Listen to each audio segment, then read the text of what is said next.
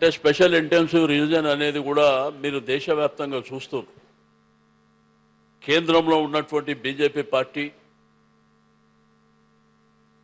ఏదైతే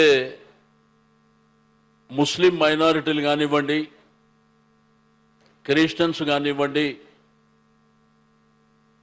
మరి వీళ్ళ ఓట్లు తీసేటువంటి కార్యక్రమంలో వాళ్ళు మునిగి తేలుతుంటారు. ఎస్ఐఆర్ పేరు మీద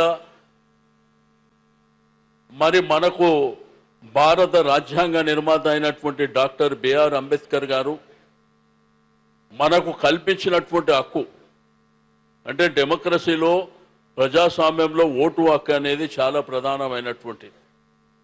ఎవరికి వేస్తామనేది మన ఇష్టం, కానీ ఓటు అనేది 18 సంవత్సరాలు నిండిన ప్రతి ఒక్కరికి ఉండాలనేదే డాక్టర్ బిఆర్ అంబేద్కర్ గారు ఆ రోజు రాజ్యాంగంలో పొందుపరిచినటువంటిది.